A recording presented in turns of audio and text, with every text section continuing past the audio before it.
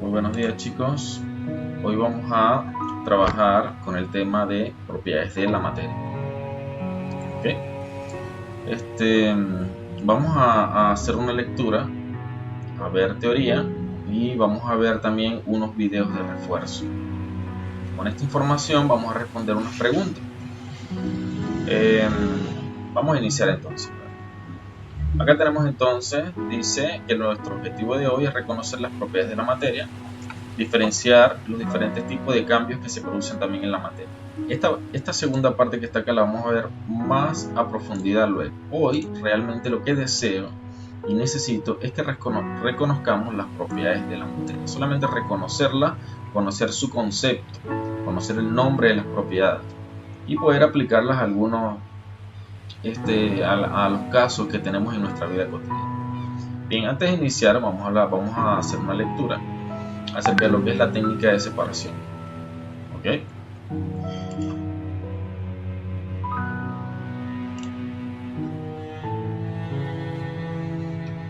Vamos a hablar de la destilación y de la filtración. Destilación. La destilación es una técnica netamente física de separación basada en las diferencias de punto de ebullición de una mezcla homogénea. Es decir, nosotros calentamos una sustancia y se va a evaporar, ¿no? En el caso de, por ejemplo, si nosotros tenemos agua con sal, nosotros sometemos esa mezcla de agua con sal a fuego, lo calentamos y el agua se evapora. Y al final, cuando se evapora todo el agua, la sal va a quedar en el fondo. Entonces decimos que eso es destilación, porque estamos separando los líquidos a través de un calentamiento, a través del punto de ebullición. Sin embargo, el caso de destilación, el agua con sal es para que ustedes tengan una idea, el caso de destilación realmente aplica a dos sustancias líquidas que se mezclan. Por ejemplo, cuando yo mezclo el alcohol con el agua, yo me voy a dar cuenta que si yo caliento esa sustancia, el alcohol se va a evaporar más rápido que el agua, porque el alcohol se evapora, se transforma en vapor mucho más rápido que el agua. Entonces todo el alcohol se va a ir y el agua va a quedar en el recipiente. Ok, bueno, un material homogéneo, vamos a leer acá, como el agua de mar, es una mezcla de agua y diversas sales. La mezcla es tan fina, o sea homogénea, que no se puede separar por filtración. Es decir, si yo esa agua la paso por tela, la vierto en tela, no se va a separar. El agua y la sal van a pasar. ¿Cómo hago yo para separar el agua y la sal? A través de calentamiento. Ok. Un papel de filtro no es un tamiz lo suficientemente fino para hacerlo. Cuando calentamos el agua de mar hasta la ebullición, solamente el agua se evapora, quedando como residuos las diferentes sales. El vapor de agua puede enfriarse en un condensador, recogerse en un matraz de colector. Este proceso se llama destilación simple. Acá tenemos un ejemplo, fíjense bien. Acá en este recipiente redondo, que es de vidrio, nosotros tenemos el agua con la sal. Acá debajo tenemos el mechero y acá, fíjense, esto viene a ser la llama. La calentamos el recipiente y toda el agua se va evaporando. ¿Qué ocurre? Acá arriba tenemos un tubo por donde circula agua. Entonces el vapor que sale por acá, como está arriba tapado, ok, acá hay un termómetro para medir la temperatura, que va a ser más de 100 grados centígrados. Porque el vapor de agua pues puede superar los 100 grados centígrados, pero ese vapor va a intentar salir por este tubo.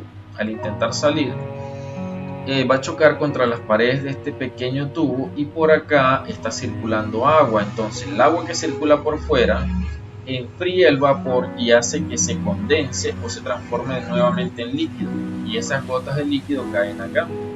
Como resultado tenemos que en este recipiente redondo queda solo la sal y acá debajo queda toda el agua sin sal, agua pura. Y podemos separar entonces el agua de la sal. Igual también podemos hacer con el alcohol. Si nosotros tuviésemos acá una mezcla de alcohol con agua, puedo hervir, ¿okay? En este caso no va a hervir la mezcla, porque el alcohol se va a evaporar antes de eso. El alcohol entonces va a evaporarse primero, va a salir por acá, se va a enfriar, se vuelve nuevamente líquido y cae el recipiente. Acá quedaría el agua y acá estaría el agua. Así funciona. El calor generado evapora el componente de la mezcla que tenga menor punto de ebullición.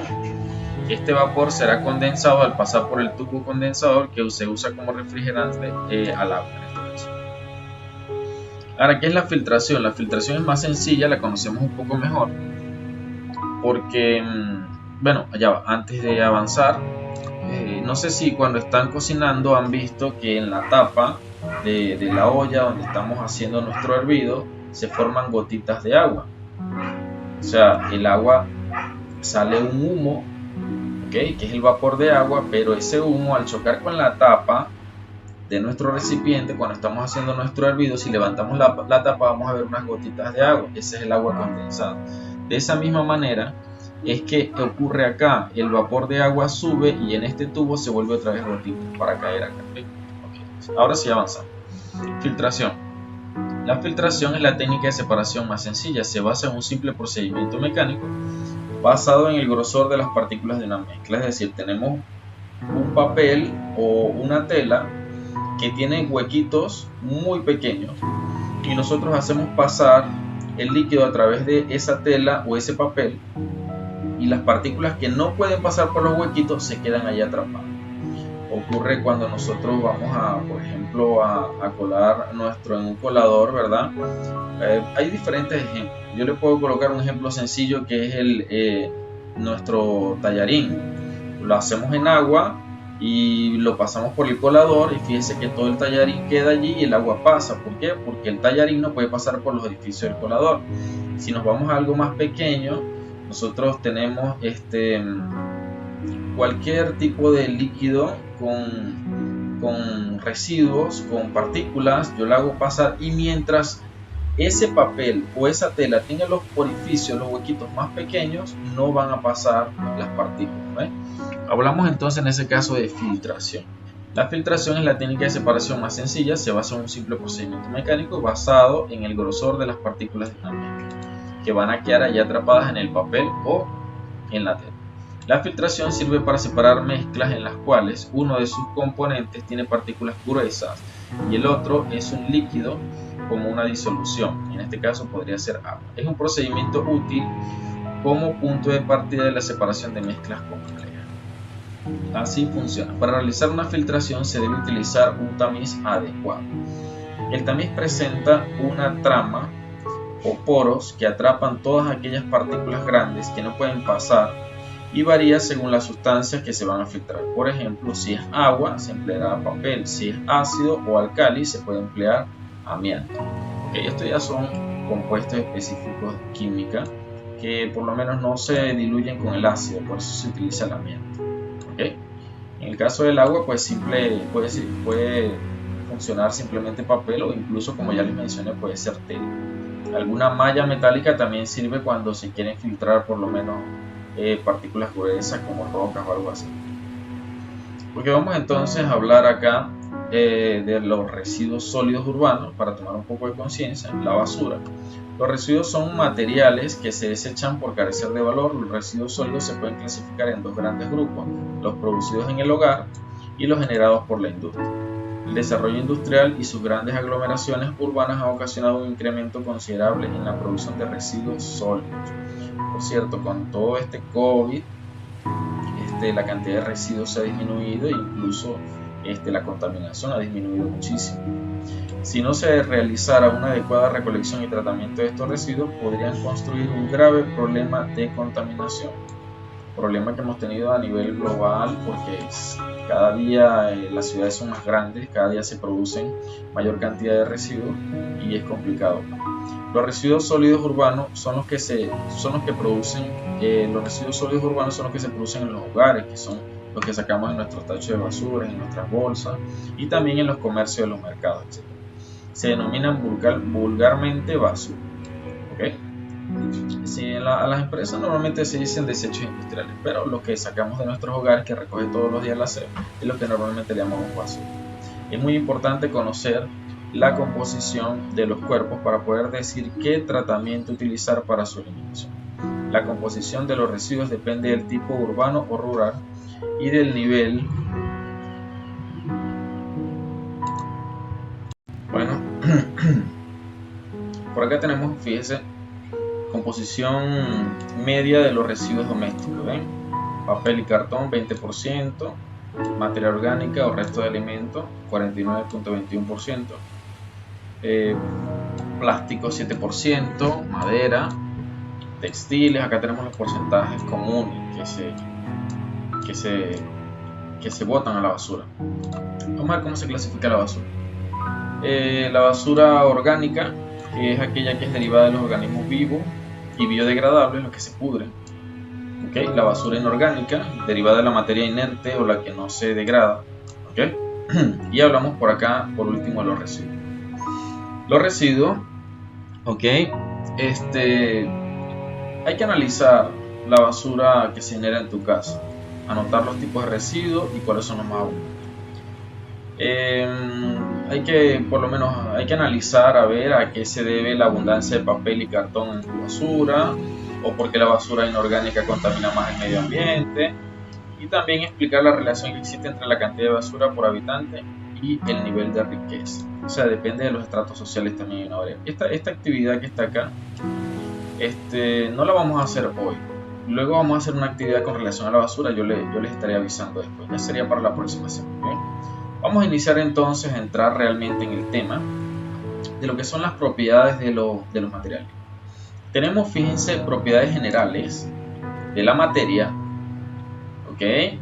Y también tenemos, fíjense que por acá tenemos propiedades específicas, ¿lo ven? Propiedades específicas. Entonces, tenemos propiedades generales, que son, por ejemplo, las generales se clasifican, pues ya las tenemos acá numeradas: 1, la masa; 2, el volumen; 3, la inercia; 4, la impenetrabilidad; 5, la divisibilidad; 6, la porosidad; 7, la atracción. De la atracción tenemos diferentes conceptos, como es la gravitación, la gravedad, adhesión, cohesión y la afinidad.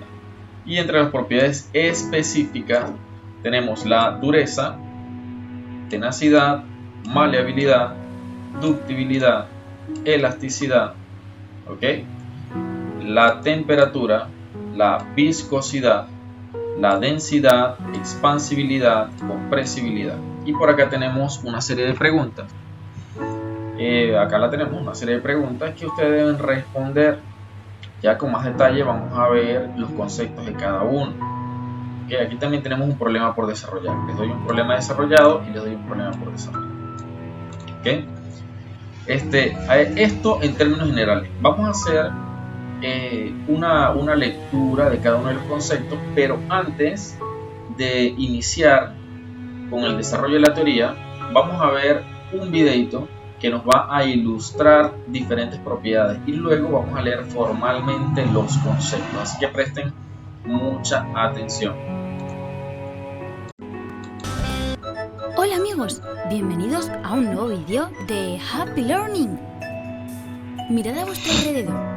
Todo lo que veis, todo lo que nos rodea, está formado por materia. El agua, los animales o una simple mesa están formados por materia. Pero, ¿sabéis qué es la materia? La materia es todo aquello que tiene una masa y ocupa un volumen. Recuerden que este concepto nosotros ya lo vimos en la clase anterior. Esto es a manera de repaso. Ahora vamos a ver las propiedades en sí, algunas de las propiedades con este video, muy ilustrativo. Estas son las propiedades generales de la materia. La masa es la cantidad de materia que tiene un cuerpo. Se mide en kilogramos y se calcula mediante una balanza o una báscula. Recuerden que estamos viendo las propiedades generales. La primera propiedad general es la masa, ¿ok? Sí, como las que tenéis en el cuarto de baño de casa o las que utilizan los médicos para pesarnos. Os vamos a poner un ejemplo para que lo entendáis mejor. Un elefante que pesa 4.000 kilos tiene mucha más masa que un canguro que solo pesa 25. El volumen es el espacio que ocupa un cuerpo. Se mide en litros y para que lo entendáis mejor, vamos a seguir con el ejemplo del elefante y del canguro. El elefante ocupa más espacio que el canguro, por lo que podemos decir que su volumen es mucho mayor. Para calcular el volumen de un cuerpo, por ejemplo el de una piedra, tenemos que llenar una jarra medidora con 1 litro de agua, así como podemos ver en la imagen. Cuando introducimos la piedra en la jarra, vemos que el nivel del agua sube y que ahora marca 1,7 litros. Ahora tenemos que restar a esta medida el litro de agua que teníamos en un primer momento, es decir, 1,7 litros menos 1 litro. Y el resultado es el volumen de la piedra. Es decir, recuerden, esta es la segunda propiedad general, que es el volumen. Que esta piedra tiene 0,7 litros de volumen. ¿Fácil, a que sí? Para medir el volumen de un elefante necesitaríamos una piscina muy grande. La materia tiene unas características específicas como el color, el sabor, la dureza, la elasticidad, la temperatura o la densidad que nos permite diferenciar unas sustancias. Entonces fíjense que estas son propiedades específicas: color, sabor, dureza, elasticidad, temperatura, densidad. Algunas nada más. Nosotros vamos a ver más de estas propiedades. ¿Okay? De otras. Esto quiere decir que cada materia tiene unas características propias. Por ejemplo, la leche es líquida y blanca.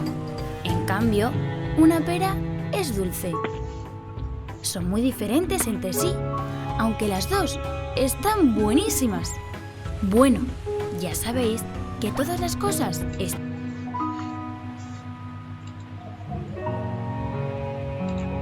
Ok, volviendo acá, vamos entonces, ese pequeño videito es como una introducción a lo que son las propiedades. Bien, como pueden ver, la masa y el volumen son las principales propiedades generales, pero hay más, vamos a verla. Tenemos entonces la definición de masa. Masa es la cantidad de materia que ocupa un cuerpo. Así, la masa de agua que almacena una piscina es mayor a la que puede contener un vaso. Bien, acá tenemos la masa se determina en una balanza, ¿okay? Y se mide en kilogramos. El peso es la fuerza que ejerce la gravedad sobre un objeto y se determina con un dinamómetro. Con relación a esto, recuerden que ya habíamos visto en la clase anterior que la masa y el peso son conceptos diferentes, ya que el peso es masa por gravedad, mientras que la masa se mide en kilogramos, el peso se mide en newton. No olvidar. Vamos entonces a hablar ahora del volumen, también conocido como extensión. Es el lugar que ocupa un cuerpo en el espacio. ¿Okay? Tenemos acá, obviamente el volumen ya lo conocemos. El lugar que ocupa un cuerpo en el espacio puede ocupar poco es poco, o sea, un volumen pequeño o un volumen grande, depende del tamaño del objeto, ¿no? Ahí hablamos entonces del volumen. La inercia es un concepto un poco complicado, pero la inercia nosotros la experimentamos cuando vamos en una combi o en un bus y el bus frena, nuestro cuerpo tiende a irse hacia adelante. Eso es la inercia. ¿Qué es la inercia en sí? La inercia es la resistencia al cambio de movimiento.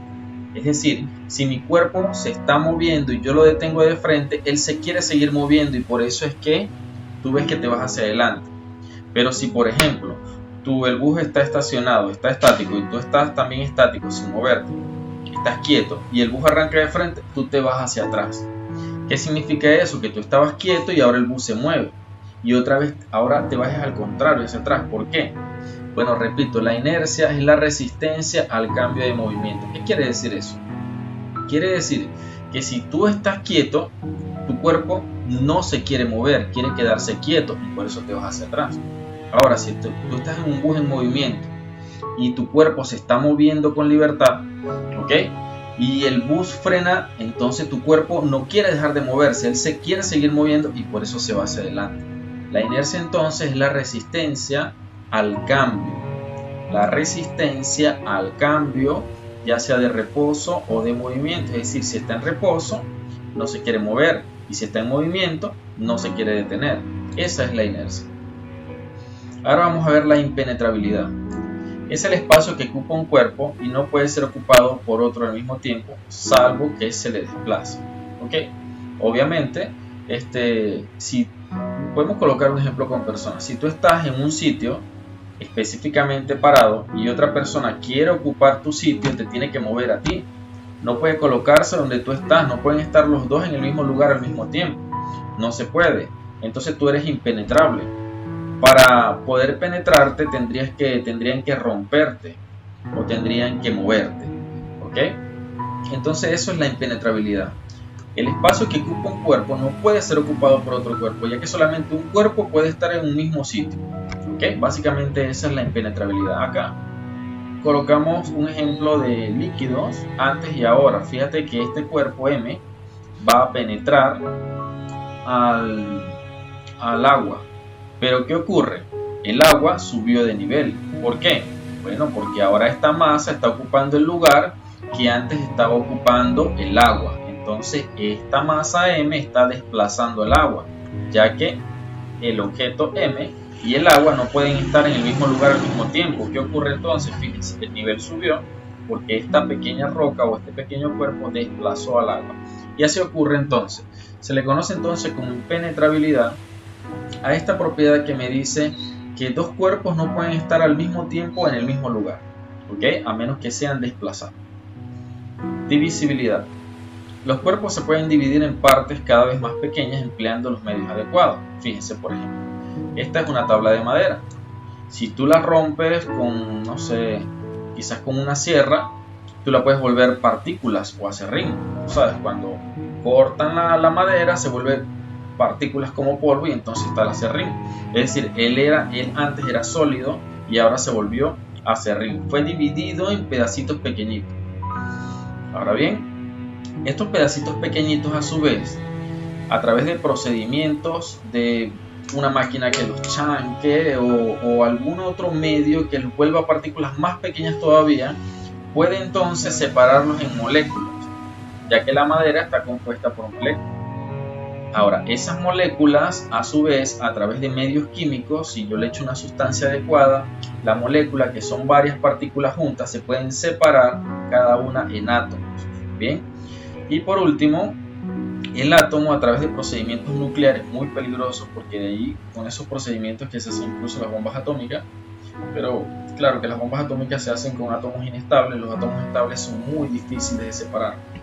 En este caso, los átomos se pueden separar en sus partes, que son el núcleo, que está formado por protones y neutrones, y los electrones. Sí pueden ser separados, pero es muy difícil, muy difícil.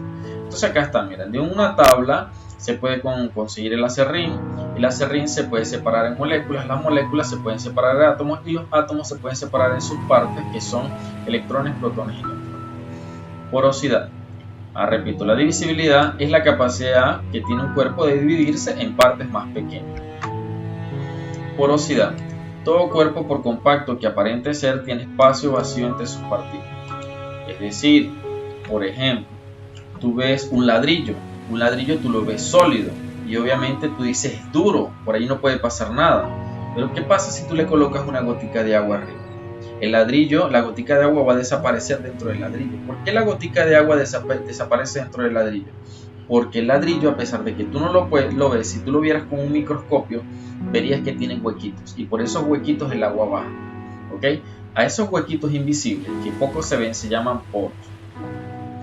Se puede ver a mayor escala con una esponja. La esponja tiene huequitos mucho más visibles, como el queso, que tiene, bueno, algunos quesos, ¿no? Hay unos quesos específicos que tienen huequitos, hay otros quesos como el queso que venden, el queso fresco, no tiene huequitos, y hay otros quesos duros que tampoco tienen, pero hay unos quesos específicos que el queso Roquefort y otros quesos más que tienen huequitos, ¿no? No sé si los han visto en la foto. Bueno, ahí están.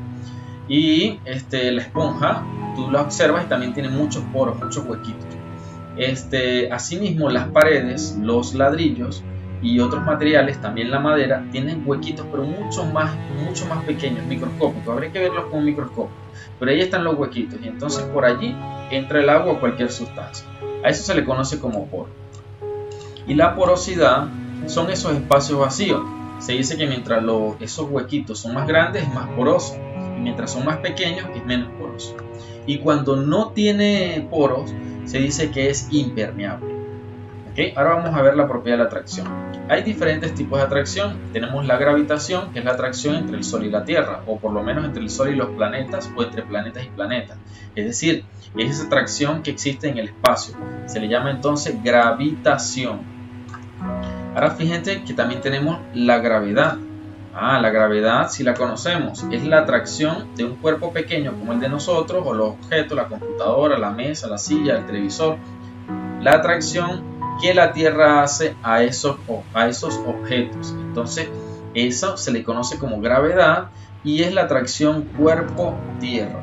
Se le conoce a cuerpo, no solamente al cuerpo humano, se le llama también cuerpo al mouse, se le llama cuerpo a la roca, se le llama cuerpo a una vara de metal. A todo eso acá en química le llamamos cuerpo. ¿Okay? Entonces la gravedad es cuando la Tierra atrae un cuerpo. La adhesión. Fíjense que acá tenemos tinta y papel. Cuando la tinta se adhiere al papel hablamos de adhesión. Cohesión. O sea, en otras palabras, a ver, antes de pasar a lo que es la cohesión. La adhesión es cuando dos cosas se pegan. Eso es adhesión. Dos cosas, dos objetos. Puede ser tinta con papel, papel con papel, utilizando pegamento. Eso se le llama adhesión. Ahora vamos a hablar de cohesión. La cohesión ya no la podemos ver con nuestros ojos. Ya se puede ver con un microscopio. Es la unión entre las moléculas, como cuando el hidrógeno se une con el oxígeno para formar el H2O, el agua. ¿Bien? O en este caso, fíjense que también hablamos de alcohol con agua. Cuando el alcohol con agua se unen, estamos hablando de unión molécula-molécula. ¿Okay? Ahora vamos a la unión de átomo-átomo. Bien, unión de átomo-átomo es un átomo pequeñito con otro átomo pequeñito, se unen. Bien, ahí tenemos entonces átomo-átomo. Entonces recordamos, hacemos un repaso. Gravitación es entre planetas o entre estrellas. Gravedad, atracción de la Tierra y un cuerpo. Adhesión, unión de dos cuerpos diferentes. Cohesión, unión de molécula con molécula. Y afinidad, unión de átomo con átomo. Vamos con las propiedades específicas, pero antes de eso quiero que veamos otro videito que nos va a ser muy ilustrativo. Bien. Las propiedades de los materiales. Primero, es de suma importancia conocer el concepto de materia y material. Repasamos lo que es materia y material. Materia es todo aquello que ocupa un determinado volumen y que posee masa. Un material es una sustancia, es decir, todo aquello que está hecho de materia, contando con una composición química específica. Los materiales son todo aquello que nos rodea: los autos, las bicicletas, los árboles, los alimentos, todos los objetos con los que interaccionamos. Hasta nosotros mismos estamos hechos de materia. Entonces, en química, los materiales van relacionados con la materia, y esta se divide en dos: propiedades cualitativas y propiedades cuantitativas.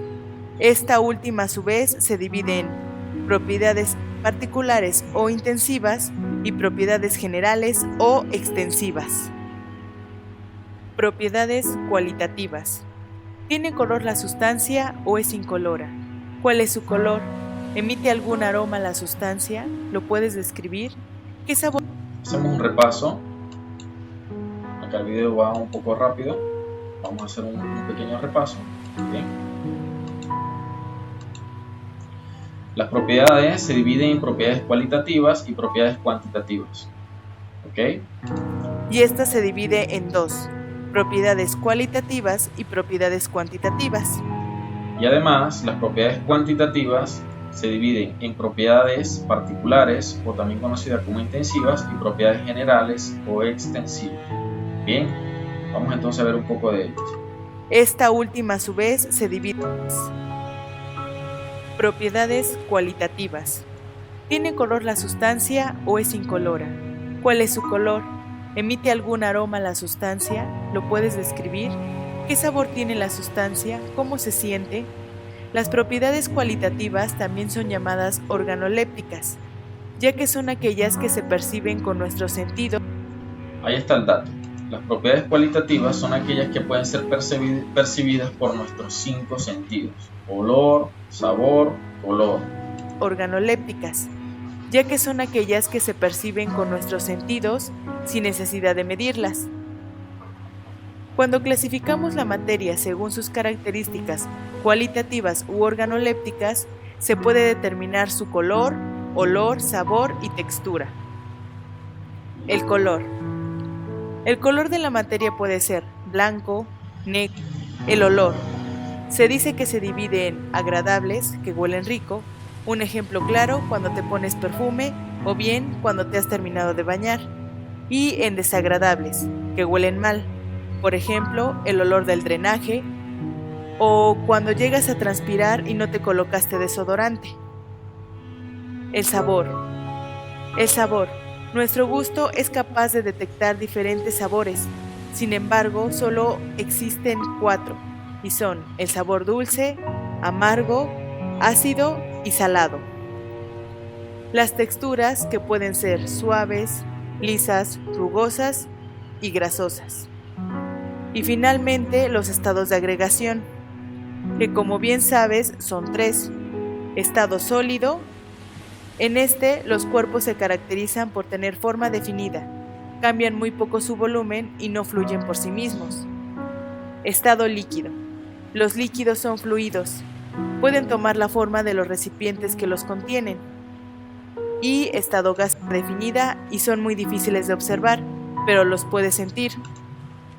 Materia, manzana. Sólido. Como puedes darte cuenta, Ahora vamos a hablar un poco de lo que son las propiedades extensivas. ¿Okay? Propiedades cualitativas de la materia las puedes determinar a partir de tus sentidos y son de uso común. Propiedades extensivas. Si tienes una caja llena de libros y otra similar, pero llena de hule de espuma, ¿cuál tiene mayor masa? ¿Cuál mayor volumen? ¿En qué unidades expresarías estas magnitudes? Todos los objetos están formados de materia y ocupan un lugar en el espacio, por lo que, independientemente de su apariencia o sus posibilidades de transformarse, tienen masa y volumen. La masa y el volumen son propiedades extensivas, ya que dependen directamente de la cantidad de materia que tenga el cuerpo o la sustancia, las cuales pueden medirse. La masa de un cuerpo es la medida fundamental de la cantidad de materia que contiene. La unidad de masa en el sistema internacional es el kilogramo. Sin embargo, en nuestra vida cotidiana utilizamos múltiplos y submúltiplos de esta unidad según la masa de los objetos. El espacio que ocupa la materia corresponde a su volumen, y su unidad fundamental en el sistema internacional es el metro cúbico, que equivale al espacio ocupado por un cubo que mide 1 metro por lado. Sin embargo, en nuestra vida cotidiana, los objetos tienen volúmenes más pequeños, por lo que es más conveniente emplear los submúltiplos del metro cúbico. Ahora bien, ¿cuál es la característica fundamental de las propiedades extensivas? La característica fundamental de las propiedades extensivas es que éstas pueden medirse y tienen unidades de medida. Sin embargo, para medir no basta con los sentidos, se necesitan dispositivos especializados que permitan realizar esta tarea. Propiedades intensivas. Con facilidad podemos diferenciar. Bueno, propiedades extensivas en general, las principales son la masa y el volumen, aparte de las que ya hemos visto en el material. Y hablando de las propiedades extensivas, son aquellas que se pueden medir, es decir, que yo le puedo asignar un número, es decir, 1 kilogramo, 2 kilogramos, 1 metro, 2 metros, 1 metro cúbico, 2 metros cúbicos, 1 litro, 2 litros, 3 litros, se puede medir con un número y existen aparatos que me permiten hacer esa medida. Ahora vamos a ver otras propiedades que son las propiedades intensivas. Ellas no dependen de la masa y a pesar de que tienen un valor, ¿ok? Es un valor relativo a 2 propiedades en sí, como es el caso de la densidad. La densidad es masa sobre volumen. Entonces, a ver, ¿a qué me refiero con eso? Vamos a hacer una comparación. Para una propiedad como la masa que se mide en kilogramos, A ver, si yo tengo un cubo de este tamaño que tiene un peso de 1 kilogramo y yo ese cubo lo divido a la mitad, entonces tendría medio kilogramo y medio kilogramo, es decir, porque está dividido en dos partes iguales. Y la masa del cuerpo se divide también en dos partes iguales y por tanto la unidad también se divide. Ahora, vamos a hablar de la densidad. Yo tengo un cuerpo, como por ejemplo el agua, que tiene una densidad. Si yo agarro esa agua y la coloco en dos recipientes diferentes, a ver, acá hay menos agua y hay menos agua, pero su densidad habrá cambiado. No, su densidad es la misma porque tiene la misma consistencia, la toco con la mano y tiene la misma consistencia, pero obviamente su volumen disminuyó y su masa disminuyó. ¿Por qué? Porque es mitad y mitad. ¿Qué ocurre entonces? Que la masa y el volumen son propiedades que al dividir el cuerpo se dividen en dos partes, pero la densidad, así yo divide el cuerpo, igual se mantiene igual, y es por eso que se llaman propiedades intensivas. Vamos a ver un poquito más. Diferenciar a simple vista un trozo de madera de uno de alambre, de cobre o de un poco de agua, pues estos materiales tienen una serie de propiedades específicas que nos permiten reconocerlos. Algunas de esas características que distinguen a los materiales son llamadas propiedades intensivas, ya que pueden medir. Entre las propiedades intensivas se encuentran densidad. ¿Qué pesa más, 1 kilogramo de algodón o 1 kilogramo de plomo? La definición de densidad hace referencia a la masa de una sustancia contenida en una unidad de volumen.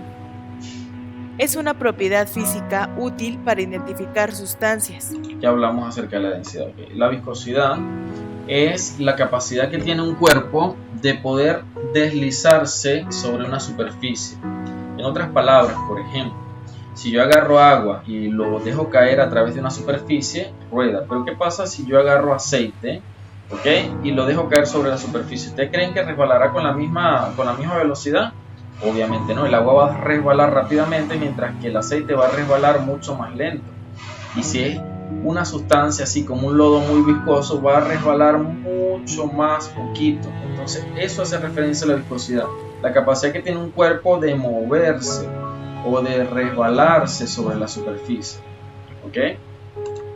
Ya que a una misma temperatura es igual a masa sobre volumen. Vamos a hablar también de la temperatura. La temperatura es una propiedad intensiva porque un cuerpo, sea grande o pequeño, puede tener la misma temperatura. Entonces también hablamos de ella como una propiedad intensiva. Si deseamos un poquito más. Viscosidad. En los últimos días sería llamada viscosidad. Vamos a hablar de algunas otras propiedades: la temperatura de ebullición, la solubilidad. Tenemos la concentración, que es por lo menos en el agua, que tanta azúcar o sal yo le echo. Mientras más sal, va a estar más concentrado. La concentración viene a ser otra propiedad. Y son algunas de las propiedades que vamos a ver acá de forma ilustrativa. Vamos entonces acá a continuar con nuestro material. Propiedades específicas son todas aquellas características de una sustancia que me permiten diferenciar a una sustancia o a un cuerpo de otro. Las principales son, fíjense bien, la dureza, que se mide por la escala de Mohs. La escala de Mohs, ya más adelante, en un rato, les voy a mostrar la escala de Mohs. La tenacidad. Dureza es, hablando un poquito de lo que es la dureza. Siempre, una vez me preguntaban a mí, ¿qué es más duro? Entre dos piedras, ¿cuál es más dura? ¿La que se deja rayar o la que deja la raya? Es decir, por ejemplo, si yo tengo una tiza y una pizarra de tiza, y yo paso la tiza sobre la pizarra, ¿qué es más dura? ¿La tiza o la pizarra? Entonces la respuesta, ustedes van a decir, no, bueno, será la tiza, porque la tiza dejó la raya sobre la pizarra. No, es falso. La pizarra es más dura. Es decir, ¿quién es más duro? ¿El que raya o el que deja rayar? En este caso, fíjense que el que se deja rayar viene a ser el más duro porque su superficie es más fuerte y el otro material se desborona, se rompe y deja sus partículas sobre el otro, es decir, se despedaza, se rompe. El que se rompe es más blando. Entonces, ¿quién es más duro? Repito, ¿el que se deja rayar o el que deja la raya? El que se deja rayar siempre es el más duro. Entre dos rocas es así: si ustedes agarran dos rocas y resbalan o presionan una contra la otra, ustedes van a observar que a una le va a quedar la raya. Aquella que le quede la raya, esa es la más dura, porque la otra se está rompiendo, se está desprendiendo. Y la dureza habla de eso, de la escala de Mohs y qué materiales son más duros en la naturaleza. La tenacidad es la resistencia que presentan los cuerpos sólidos para romperse por tracción. Cuando tú los alas y ellos se rompen, hay unos que son muy duros para romperse y otros que son más suaves para romper. De eso habla la tenacidad. Mientras más tenaz, más difícil romperlos o separarlos. La maleabilidad es la propiedad de ciertos cuerpos con metales que se pueden transformar en láminas. La maleabilidad es agarrar un metal, aplastarlo y que se forme una lámina delgada. La capacidad de formar láminas delgadas se le llama maleabilidad. La ductibilidad es la propiedad que tienen algunos materiales de ser transformados en hilos, como el oro, que es un material de fácil manejo para formar pequeños hilos delgados. Si un material se puede transformar en pequeños hilos delgados, entonces se dice que es muy dúctil. La ductibilidad es esa capacidad de formar entonces hilos. Y la elasticidad es la capacidad que tiene un cuerpo de que después de que se deforma, lo sueltas y vuelve a su posición original, como es el caso de los resortes. Entonces, la elasticidad es la capacidad que tiene un cuerpo de, después de ser deformado, volver a su posición original. Bien, tenemos otros como la temperatura, se define como el grado de movimiento molecular. Es importante que sepan que cuando la temperatura es mayor significa que las moléculas están inestables y se están moviendo, y cuando están más fríos es porque están más quietos. Así que la temperatura se define como el grado de desorden molecular. Mientras más movimiento haya, mayor es la temperatura.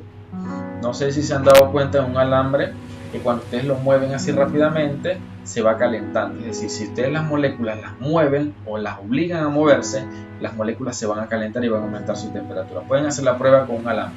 Lo mueven rápidamente y se van a dar cuenta que allí donde lo están moviendo se va a calentar. La viscosidad, ya hablamos de ello, es la capacidad que tiene un cuerpo de rodar sobre una superficie. Mientras más fácil ruede, entonces es menos viscoso. Mientras más dificultad tenga para rodar, entonces es más viscoso. Repito, el agua es menos viscosa porque rueda más fácil, y el aceite es más viscoso porque le cuesta más rodar. Bien, la densidad ya la vimos, la relación entre la masa y el volumen. Básicamente lo que hacemos es dividir la masa en kilogramos, el volumen en litros, dividimos masa entre volumen y obtenemos la propiedad de la densidad. La expansibilidad es la propiedad que tienen los gases de volverse más grandes. Es decir, si ustedes tienen su balón de gas, está todo el gas allí comprimido, pero si ustedes abren el balón de gas, ese gas se dispersa por toda la sala, por todo el comedor, por toda la cocina. Eso se llama expansibilidad, la capacidad que tiene de expandirse un cuerpo. Y la compresibilidad, la capacidad que tiene un cuerpo de meterlo en un espacio más pequeño, como por ejemplo una esponja. Si yo agarro una esponja y la aprieto así, yo veo que puede entrar en mi mano. Entonces es muy compresible, y cuando la suelto la esponja vuelve a ponerse grande, entonces se expande. La capacidad de expandirse se le llama expansibilidad y la capacidad de comprimirse se le llama compresibilidad. Por acá entonces, como les había mostrado, comenzamos con los problemas de ensayo. Dice el primero: de las siguientes propiedades de la materia, ¿cuáles son generales? Divisibilidad, viscosidad, dureza, maleabilidad o temperatura. Aquí está la solución. Se llaman propiedades generales aquellas propiedades que se presentan independientemente de su estado físico, entre las cuales tenemos la divisibilidad. Aquí está la solución de este problema. Aquí les doy un problema para desarrollar. Indicar qué propiedades de la materia son específicas. Está fácil porque acá les dan algunas propiedades y solamente tengo que buscar entre las propiedades específicas en la teoría para poder responder la pregunta. Acá en este paso o en su cuaderno ustedes responden la pregunta. Y así vamos con cada una. Fíjense acá, se llama a la porción limitada de la materia, se llama a la porción limitada de la materia en características propias. Ok, si es la porción limitada de materia, ¿cuál será la respuesta? ¿Será masa? ¿Será volumen? ¿Será cuerpo? ¿Será materia? ¿O será átomo? Ok, entonces bueno, acá la respuesta sería materia. Y así con cada una de estas tienen selección simple y tienen completación para estas preguntas que están acá. Cualquier duda, pues se estarían comunicando conmigo. Para finalizar, les voy a colocar un pequeño video, ilustrativo para terminar, para cerrar el tema.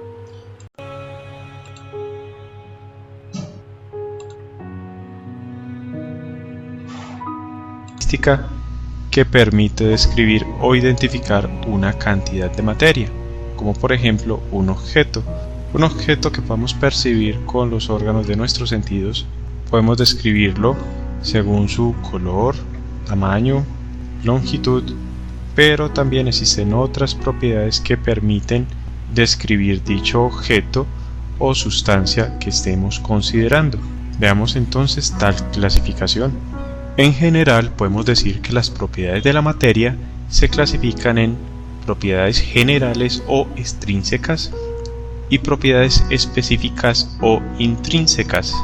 Las propiedades generales o extrínsecas son aquellas que son comunes a todos los cuerpos y que por lo tanto no permiten diferenciar una sustancia o un objeto entre otro. Entre estas propiedades tenemos lo que es la masa, el tamaño, la dureza, entre otras. Por ejemplo, un ladrillo y un trozo de madera pueden tener la misma masa, o también si consideramos una bola de billar y una bola de icopor pueden tener el mismo tamaño. Sin embargo, en ambos casos no pueden diferenciarse los objetos que tienen por ejemplo igual masa, como lo es el ladrillo y el trozo de madera, o que tienen igual tamaño, como lo es la bola de billar y la bola de icopor. En tanto que las propiedades específicas o intrínsecas se definen como aquellas que son propias de cada sustancia y que permiten, por lo tanto, diferenciar una sustancia de otra. Es así como las propiedades específicas se pueden clasificar en propiedades físicas y propiedades químicas. Las propiedades físicas se definen como aquellas que pueden determinarse sin que ocurran cambios en la composición o naturaleza de la sustancia. En cambio, las propiedades químicas son aquellas que se determinan, o más bien que describen el comportamiento de una sustancia cuando se transforma en otra, es decir, cuando cambia su naturaleza o composición. Ahora bien, el proceso por medio del cual un objeto cambia su aspecto físico sin que ello implique un cambio en su composición o naturaleza se denomina un cambio físico. Un ejemplo de cambio físico es por ejemplo un cubo de cobre metálico, el cual mediante cierto procedimiento industrial se puede aplastar hasta lograr una hoja metálica de cobre muy delgada, ya que el cobre es maleable, o también se puede estirar hasta transformarlo en un hilo fino, ya que el cobre es dúctil. En tanto que el proceso por medio del cual un objeto no solo cambia su apariencia física, sino también su composición, es decir, su naturaleza o identidad básica, se llama cambio químico. Un ejemplo de cambio químico es, por ejemplo, cuando se toma una hoja de papel y se quema, con lo cual se convierte en ceniza, o también una barra de hierro que se oxida, o por ejemplo un trozo de madera que se deja pudrir. Esos son ejemplos de cambios químicos. Entonces los cambios físicos están relacionados con la medición de propiedades físicas y a su vez los cambios químicos con la medición de propiedades químicas. Las propiedades físicas también se pueden clasificar en extensivas, intensivas y organolépticas. Las propiedades intensivas son aquellas que dependen de la cantidad de materia de un objeto, como por ejemplo el peso, volumen, la longitud, entre otras. En tanto que las propiedades intensivas son aquellas que son independientes, es decir, no dependen de la cantidad de materia del objeto, como por ejemplo la densidad, la viscosidad, la temperatura o punto de fusión, también el punto de ebullición, entre otras propiedades. Por ejemplo, si consideramos un cubo de hielo, podemos decir que su volumen, la cual es una propiedad extensiva, es mucho menor que el de un témpano de hielo. Entonces, en este caso decimos que el volumen es una propiedad que depende de la cantidad de materia, porque no es lo mismo el volumen que va a tener un cubo de hielo pequeño al que va a tener un témpano de hielo. Pero, por ejemplo, un cubo de hielo puede presentar la misma temperatura o punto de fusión Recordemos que el punto de fusión o temperatura de fusión es la temperatura a la cual una sustancia en estado sólido pasa al estado líquido, y por ende, como pueden tener el mismo punto de fusión, el mismo valor, esta propiedad se denomina una propiedad intensiva. Ahora bien, con respecto a las propiedades organolépticas, estas son todas aquellas que podemos percibir mediante los órganos de los sentidos, como por ejemplo el color que tiene un objeto, su olor o su estado físico, además de otras propiedades. En el caso del cubo de hielo o el témpano de hielo, podemos señalar o podemos decir que son muy fríos o que se encuentran en un estado físico, en este caso un estado sólido. Entonces, al señalar que se encuentran en estado sólido, es una propiedad organoléptica. Básicamente, las propiedades extensivas e intensivas se pueden medir cuantitativamente, pero las organolépticas normalmente les damos un valor cualitativo. Ahora bien, con relación a las propiedades químicas relacionadas con los cambios químicos, tenemos por ejemplo la oxidación. En el caso por ejemplo de una barra de hierro que se expone al ambiente, con el tiempo se va a oxidar. Otra propiedad química es la combustión. Ya señalábamos la combustión de una hoja de papel, o también la combustión de hidrocarburos como la gasolina. Y otra que podemos ver con frecuencia también es el fraguado, que se genera en los procesos donde se utiliza el cemento, como es la construcción. De esta forma entonces concluimos el presente video tutorial. Ok, entonces a manera de repaso, todo lo que hemos visto, tenemos las propiedades generales y las específicas. Las generales son masa, tamaño, dureza. Entre otras, las específicas o intrínsecas se dividen en físicas y químicas.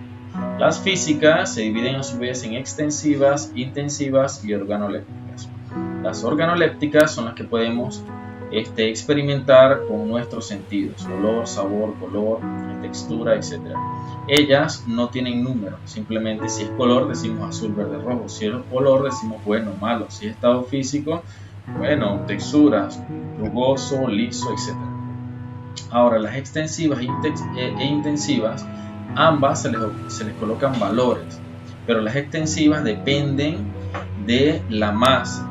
Es decir, si tengo un cuerpo y lo divido en dos partes iguales, su masa es diferente, su volumen ya cambia, porque cada uno al separarlo por la mitad va a tener la mitad de la masa y la mitad del volumen. Pero en las intensivas, estos materiales también tienen densidad, tienen viscosidad. A pesar de que yo los separé, tanto este como este tienen la misma densidad y la misma viscosidad y el mismo punto de fusión. Es decir, para las extensivas, si hay separación, cambia el valor, pero para las intensivas, si hay separación, no cambia el valor. Dentro de las intensivas tenemos densidad, viscosidad, punto de fusión, punto de ebullición, entre otros. Y para las organolépticas, como ya lo mencioné, son las que se perciben con los sentidos. Por último, las químicas, que básicamente son la oxidación de los metales, la combustión, cuando algo se quema, todo lo que se quema. Aquí colocan un ejemplo del fraguado. También tenemos otras propiedades que veremos más adelante con más detalle. Eso entonces sería todo por el día de hoy. Les recuerdo que la actividad consiste en trabajar con la teoría que les he enviado. Esto está en su ficha, la teoría, y luego de revisar la teoría, responder las preguntas que se le plantean, que son problemas por desarrollar, y las preguntas de la 1 a la hasta las preguntas que les haya colocado allí. Creo que no las coloqué todas. Acá tengo varias. Tengo hasta la 20 y luego tengo 4 preguntas más. Cualquier duda está en comunicación conmigo para aclarar. Muchas gracias.